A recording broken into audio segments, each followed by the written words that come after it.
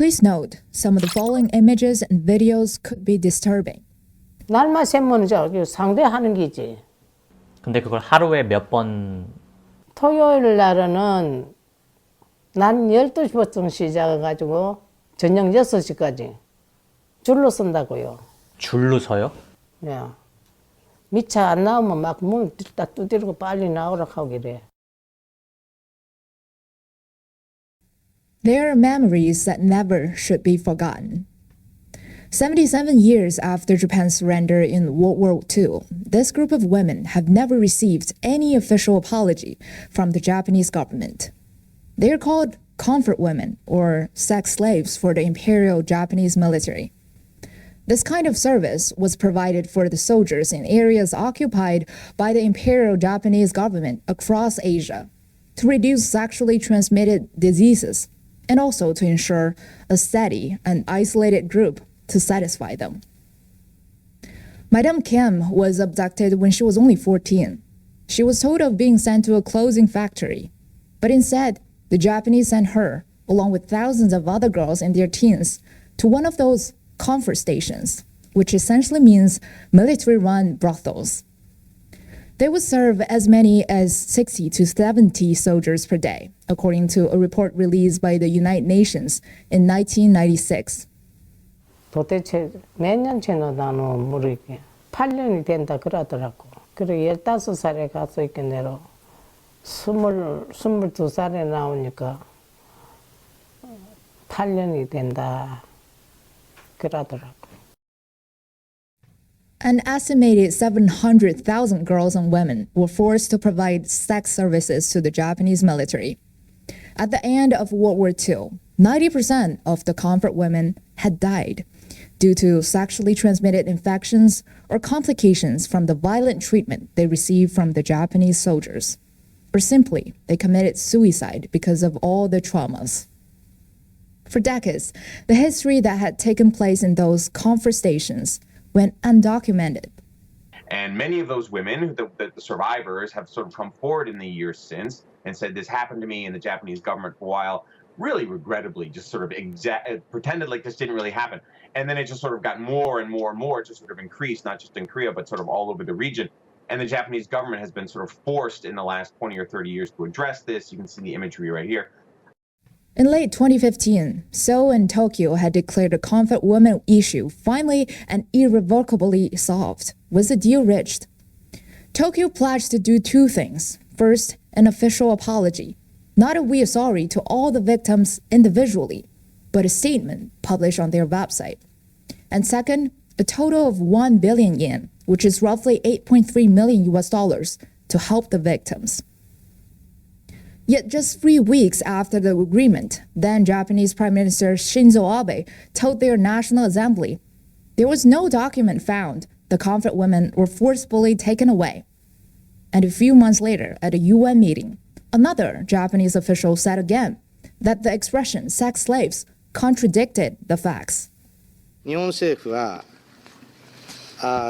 日韓間で慰安婦問題が政治外交問題化した1990年代、初頭以降、慰安婦問題に関する本格的な事実調査を行いました。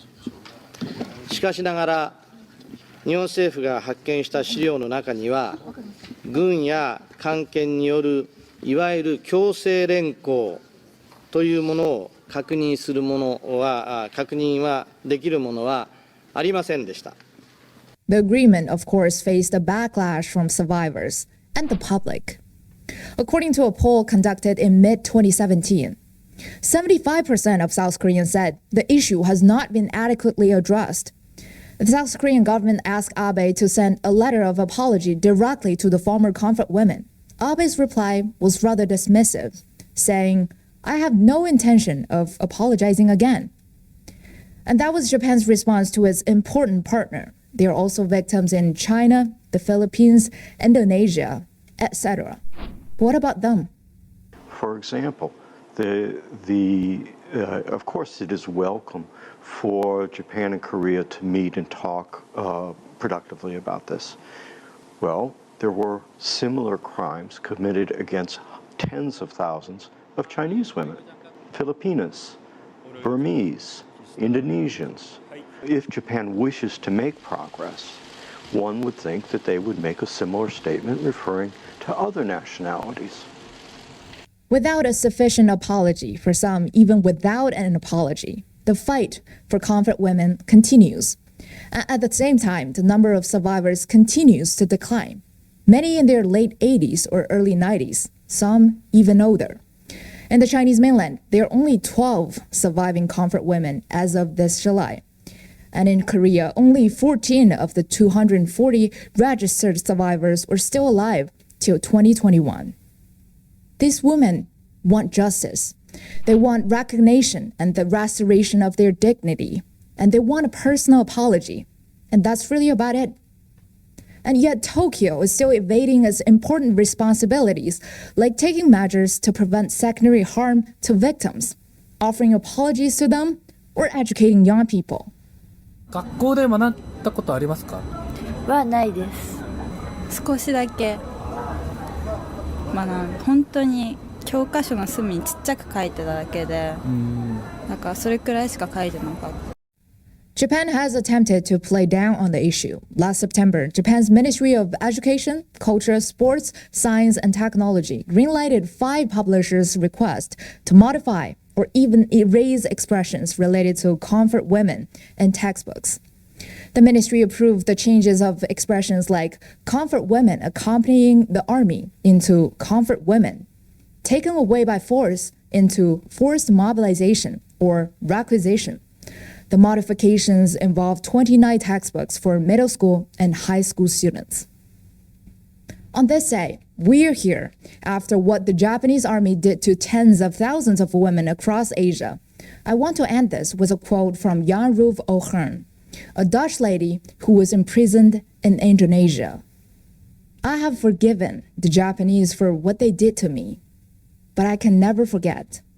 The war never ended for comfort women.